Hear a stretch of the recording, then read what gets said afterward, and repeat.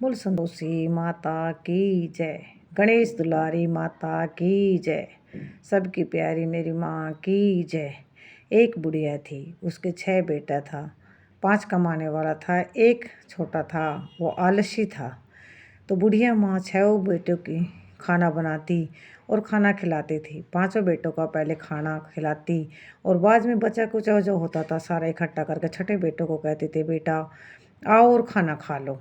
तो एक दिन अपने बहू से वो छोटा वाला बेटा बोला, देखो मेरी माता का कितना प्रेम, मैं कमाता भी नहीं हूँ और फिर भी मुझे ऐसे बुला करके कहते आ जाओ बेटा खाना खा लो। बोल तेरी माँ सबका झूठन साफ करके तुझे खिलाती है। बोला मैं ऐसे नहीं मान सकता।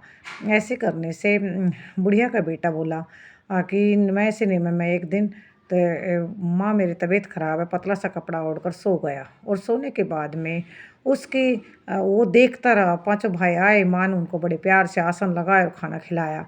कह रहा बेटा तू भी खाना खा। लास्ट में जब बचा कुचा था लास्ट में बोला, फिर बोला माँ मुझे खाना नहीं खाना, मैं प्रदेश जा रहा हूँ। बोला आज जाता तो कल ही जा। ऐसे कह कर के बुढ़िया का बेटा चल गया। लेकिन याद आने लगी कि अपनी पत्नी के बारे में याद आना, वो गौशाला में कंडे था। पर वहीं जाकर बोला, हे प्रिय मैं अब विदेश जा रहा हूँ। पत्नी ने कहा कि जाओ अपनी निशानी, मेरी निशानी अंगूठी ले लो। तो उसने कहा कि मेरे पास तो कुछ निशाने देने के लिए मैं गोबर भरा हाथ है, कहकर बुढ़िया का बेटा चल पड़ा। बुढ़िया का बेटा एक साहूकार की दुकान में काम करने लगा। वहाँ कुछ दिनों में सारा कारोबार सीख लिया और आधे काम का साझेदार बन गया।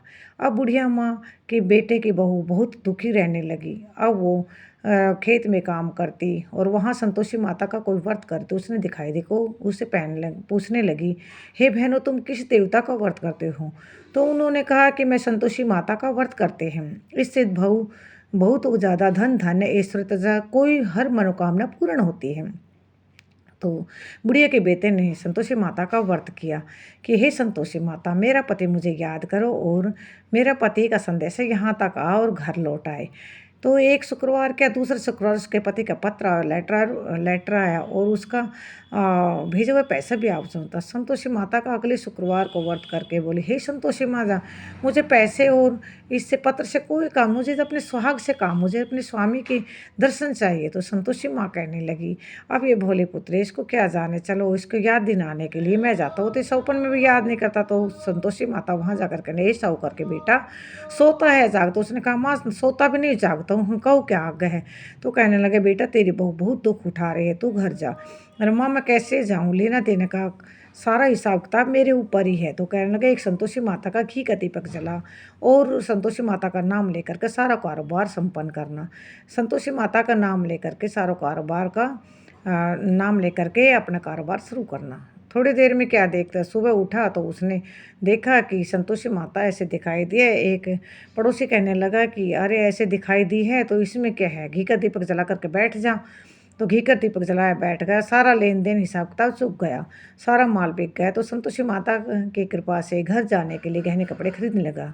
तो अपनी माँ से आकर बोला, माँ मैं आ गया। तो बड़ी खुश होकर के उसने भोजन खिलाया। बैठो बेटा। इतनी देर में उसकी बहू आ गई। उसने देखा कि मेरा पति है। तो उन्हें लड़के ने पूछा, बुढ़िया के बेटे ने पूछा, माँ ये कौन है? तो कहने ये तेरी बहू, आज 12 वर्ष हो गए जब से तू घर जानवर रुकता है, घर में भटकती फिरती है, काम काज घर का कुछ कर रहे हैं, चेयर समा कर खा जाती है। हम बोला माँ मुझे इसे भी देखा तुम्हें देखा, मुझे अपने दूसरे घर की ताली दो, मैं उसमें रहूँगा। दूसरे घर की ताली दे करके वहाँ रहने लगा। अब संतोषी माता का व्रत करने लगी। तो संतोषी माता का कहने लगा अपने पति से मुझे उद्यापन करना है। तो पति ने खुश होकर के करो। तो उद्यापन करने के लिए तैयारी कर ली। उद्यापन किया तो उस जेठानी के और जेठ के लड़कों को बोलने के लिए गई।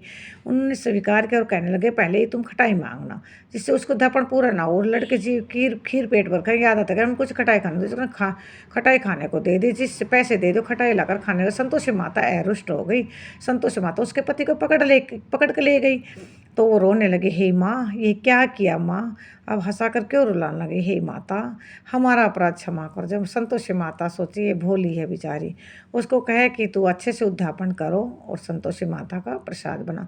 फिर से आया शुक्रवार, तो जा तेरे पति तो रास्ते में आता मिला। तो पति आता मिला, तो कहाँ गए थे? बोले राजा ने टैक्स मांगा था वो भरने गया था।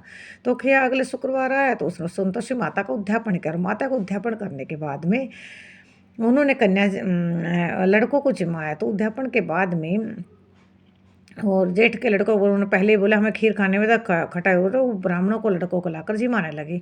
इससे उसको उद्यापन पूरा हुआ। संतोषी माता ने 9वें महीने उसको पुत्र सुंदर पुत्र रतन पैदा किया, दे दिया।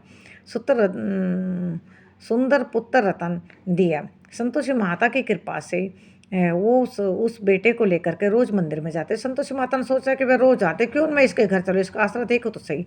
तभी संतोषी माता गुड़ चना का प्रसाद लगा करके आई उसके घर में। तो उस बुढ़िया के बेटा दूध पिला रहे थे बच्चे को, तो दूध पिलाकर हटा बोले मेरी माँ आज मेरे घर पर आई है कहकर बुढ़िया सास वहीं बैठी थी। बुढ़िया सास का क्रोध फुटबॉल देख रांड कैसे उतावली हो जो इसको चुड़ैल को देख करके खड़े हो, तो सब चुड़ैल आ गए, चुड़ैल बच्चे को खा जाएगी। वे पैर पकड़ ले माँ का, माँ आज मेरे घर आया, मेरी माँ मेरे आज घर आई है। तो बुढ़िया कहने लगी कि एक जब वो कहने इस लड़के को पकड़ दो। संतोषी माता की कृपा से बुढ़िया की नज़र में हर जगह लड़के लड़के नजर आने लगे। तो संतोषी माता ने कहा कि ये मेरी हर जगह लड़के ही लड़के नज़र आने लगे। तो संतोषी माता तो बुढ़िया हैरान रह गई। बुढ़िया ने माता के चरण पकड़ विनती कर कहने लगी, और उसकी देवरानी जेठन से विनती करने लगी, हे माता हम मूर्ख हम अज्ञानी हैं, हम आपकी पूजा की विधि नहीं जानते। हे संतोषी माता हम पर अपना उपकार करो। संतोषी माता ने बहू को जैसा फल दिया वैसे सबको दिया, और जो सुने उसका मनोरथ पूर्ण। बोल संतोषी माता की जय। संतोषी माता की कहानी को पूरा करो, अगर अधूरी है तो पूरा करो, अगर पूरी है तो संपूर्ण करो। बोल संतोषी माता की जय।